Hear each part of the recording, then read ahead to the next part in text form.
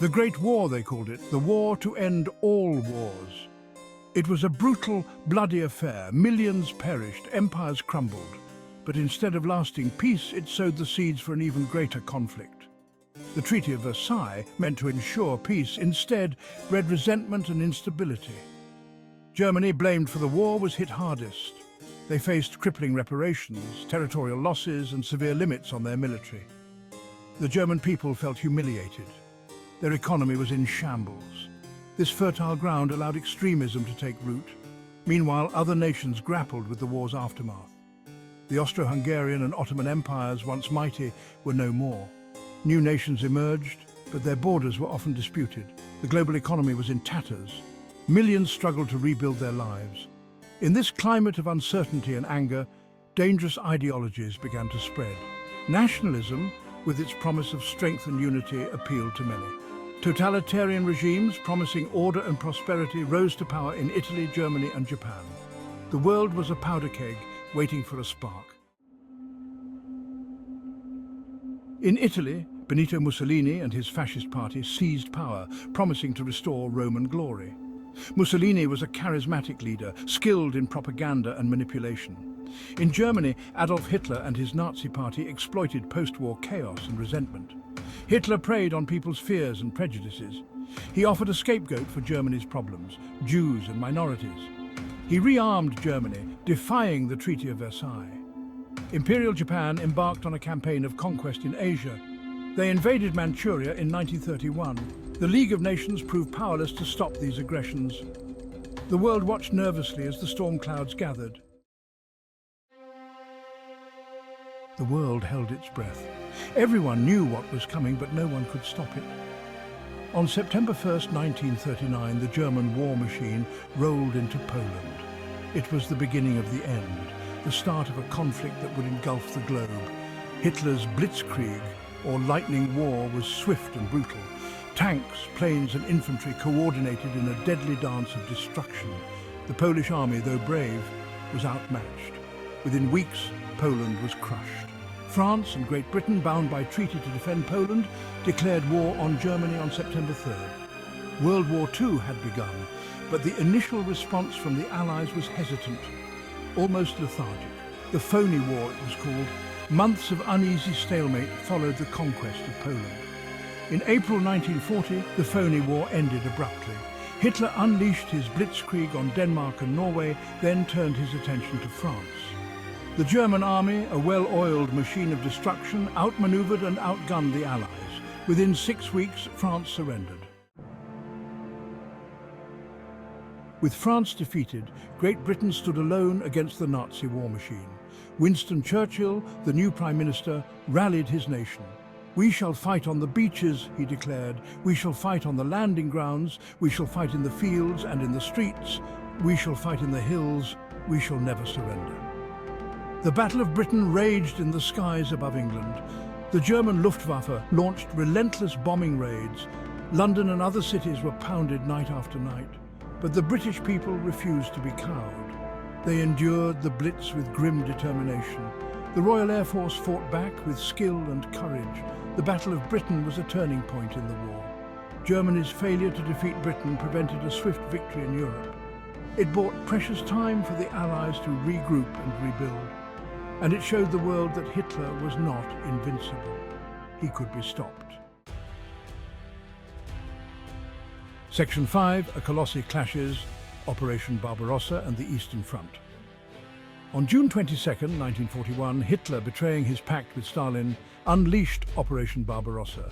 It was a colossal gamble, a clash of titans on an unprecedented scale.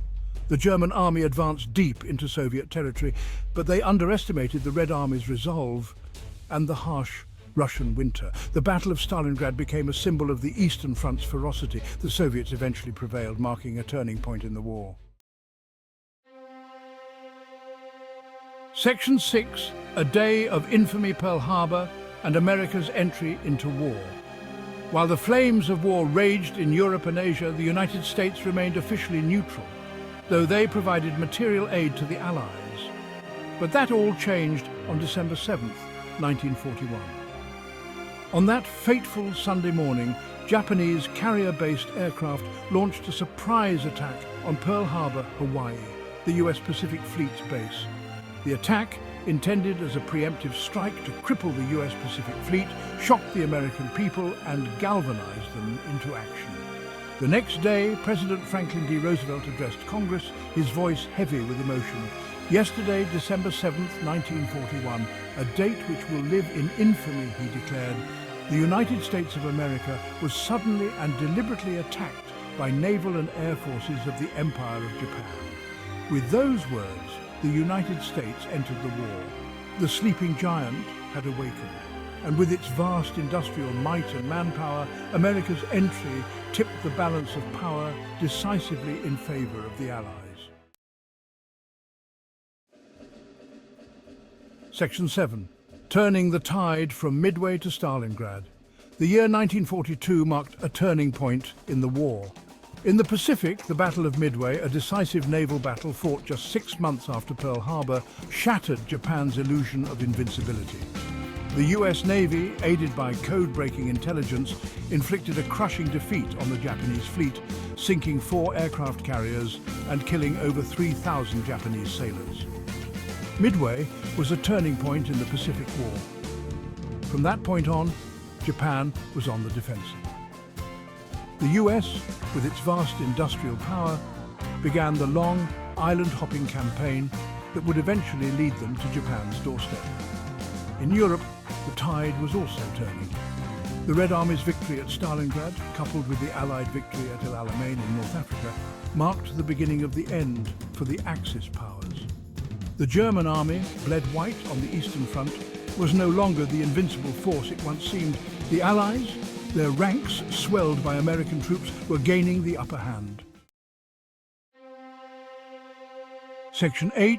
D-Day and the Liberation of Europe. On June 6, 1944, Operation Overlord, the largest amphibious invasion in history, commenced.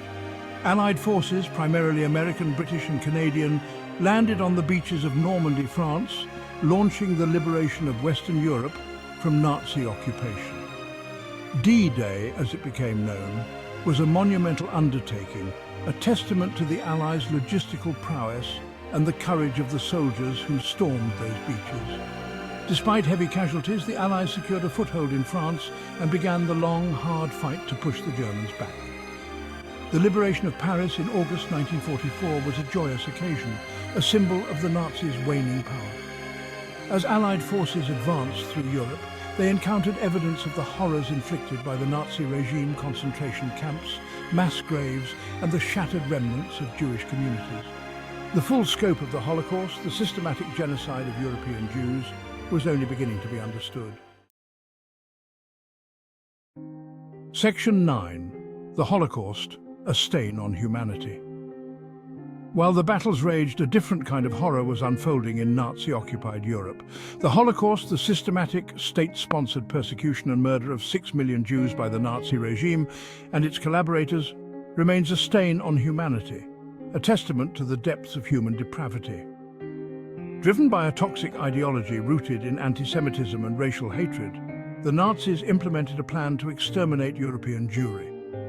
Jews were stripped of their rights, their property confiscated, and herded into ghettos and concentration camps. Millions were murdered in gas chambers, worked to death, or shot. The Holocaust stands as a stark reminder of the dangers of unchecked hatred and intolerance. It is a testament to the resilience of the human spirit in the face of unimaginable evil, and a call to action to combat anti-Semitism, racism, and all forms of bigotry.